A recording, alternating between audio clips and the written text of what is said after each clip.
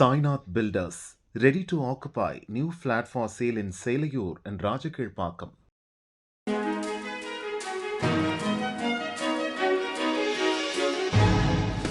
தட்டை, சீடை, முறுக்கு, ரிப்பன் பகோடா, அதிரசம் என்ன வேணாலும் செய்யுங்க.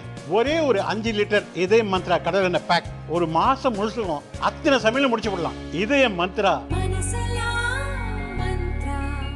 பல்வேறு துறைகளில் சிறப்பான பங்களிப்பை அளித்தவர்களுக்கு ராஜ்யசபாவில் நியமன எம்பி பதவியை மத்திய அரசு வழங்குகிறது. ராஜ்யசபாவில் மொத்த எம்பிக்களின் எண்ணிக்கை 240. இதில் 12 உறுப்பினர்களை நியமன எம்பிக்களாக ஜனாதிபதியே நேரடியாக நியமனம் செய்ய இந்திய அரசியலமைப்பு சட்டம் அதிகாரம் வழங்குகிறது. அந்த சிறப்புரிமையை பயன்படுத்தி ராஜ்யசபா நியமன எம்பிக்களாக 4 பேரை ஜனாதிபதி திரௌபதி முர்மு நியமித்துள்ளார். வெளியுறவுத்துறை முன்னாள் செயலாளர் ஹர்ஷ்வர்தன் ஸ்ரிங்லா, மூத்த வழக்கறிஞர் உஜ்வால் நிகம், வரலாற்று ஆய்வாளர் மீனாட்சி ஜெயின், ஆசிரியர் சதானந்தன் மாஸ்டர் ஆகியோரை நியமன எம்பிக்களாக ஜனாதிபதி நியமித்துள்ளார். புதிய எம்பிக்களாக நியமிக்கப்பட்டுள்ள 4வரும் அவரவர் துறைகளில் செய்த பணிகள் என்ன என்பதை இங்கே பார்க்கலாம். ஹர்ஷ்வர்தன் ஸ்ரிங்லா 2020 முதல் 2022 ஆண்டு வரை மத்திய வெளியுறவுத்துறை செயலாளராக பதவி வகித்தார். அதற்கு முன்பு 2 ஆண்டுகள் அமெரிக்காவுக்கான இந்திய தூதராக இருந்தார். வங்கதேசம், தாய்லாந்து நாடுகளுக்கான தூதராகவும் பதவி வகித்துள்ளார். சர்வதேச விவகாரங்களில் ஹர்ஷ்வர்தன் ஸ்ரிங்லாவின் நிபுணத்துவத்தை கௌரவிக்கும் வகையில் அவருக்கு எம்பி பதவி வழங்கப்பட்டுள்ளது.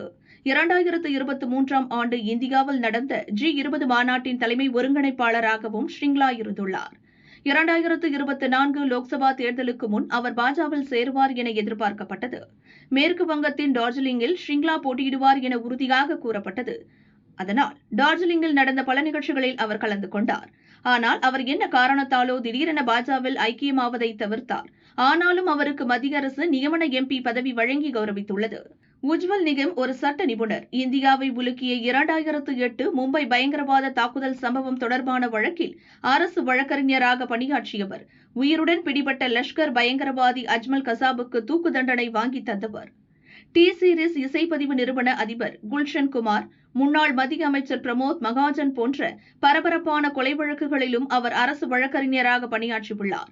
1993 மும்பை தொடர் குண்டுவெடிப்பு வழக்கிலும் அரசு தரப்பு வழக்கறிஞருக்கு உதவிய குழுவில் உஜ்வால் நிகம் அங்கம் வகித்தார். 2016 பத்மஸ்ரீ விருது பெற்றார். 2024 லோக்சபா தேர்தலில் மும்பை வடக்கு தொகுதியில் பாஜக வேட்பாளராக உஜ்வால் நிகம் போட்டியிட்டார். ஆனால் காங்கிரஸ் வேட்பாளரிடம் தோல்வியை தழுவிய நிலையில் இப்போது ராஜ்யசபா நியமன எம்பியாக ஆகியுள்ளார்.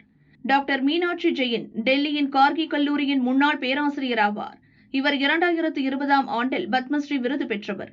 இவர் பிரபலமான அரசியல் திறனாய்வாளர் ஆவார். 2014 மோடி பிரதமரானதும் இந்திய வரலாற்று ஆராய்ச்சி கவுன்சில் உறுப்பினராக மத்திய அரசால் நியமிக்கப்பட்டவர். Doctor Meenakshi Jain times of India முன்னாள் ஆசிரியர் கிரிலால் ஜெயினின் மகள் என்பது குறிப்பிடத்தக்கது. மாஸ்டர் சதானந்தன் கேரள மாநிலம் திருச்சூரில் உள்ள பள்ளியில் ஆசிரியராக பணியாற்றுபவர். மாஸ்டர் என அன்புடன் அழைக்கப்படும் சதானந்தன் கல்வி மற்றும் பொது வாழ்க்கையில் செய்த சேவைகளை பாராட்டும் விதமாக இப்போது ராஜ்யசபா எம்பி ஆக்கப்பட்டுள்ளார். வாலிப வயதில் மார்க்சிஸ்ட் கட்சி மீது பற்றுதலுடன் இருந்தார். அதன் பிறகு RSSல் இணைந்தார். பாஜகவுக்கு ஆதரவாக குரல் கொடுத்தார். இதனால் ஆத்திரமடைந்த கம்யூனிஸ்ட் கட்சியைச் சேர்ந்த குண்டர்கள் சதானந்தன் வீட்டிற்கு சென்று அவரது 2 கால்களை வெட்டி ரோட்டோரத்தில் வீசிவிட்டு சென்றனர்.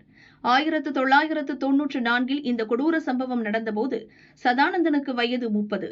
2 கால்களை இழந்த பிறகும் 1999 ஆண்டில் மீண்டும் ஆசிரியர் பணியில் சேர்ந்தார். நாளடைவில் பாஜகவில் இணைந்து தேர்தல்களிலும் போட்டியிட்டார்.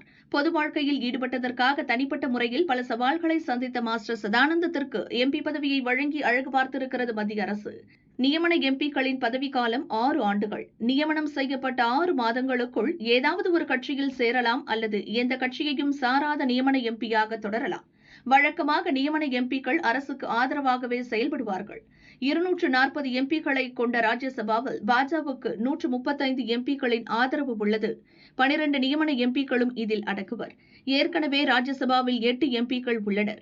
இசையமைப்பாளர் இளையராஜா, சுப்ரீம் கோர்ட் முன்னாள் தலைமை நீதிபதி ரஞ்சன் கோகாய், இன்போசிஸ் நிறுவனர் நாராயணமூர்த்தியின் மனைவி சுதாமூர்த்தி, கல்வியாளர் சத்னம் சிங் சந்து, முன்னாள் தடகள வீராங்கனை PT உஷா, இந்து தர்மஸ்தலா கோயிலின் பரம்பரை நிர்வாகி வீரேந்திர ஹெக்டே, தெலுங்கு சினிமா இயக்குநர் விஜயேந்திர பிரசாத் மற்றும் குலாம் அலி ஆகியோர் நியமன எம்பிக்களாக உள்ளனர். இவர்களில் குலாம் அலி, சத்னம் சிங் சந்து ஆகியோர் பாஜகவில் ஐக்கியமாகிவிட்டனர் என்பது குறிப்பிடத்தக்கது.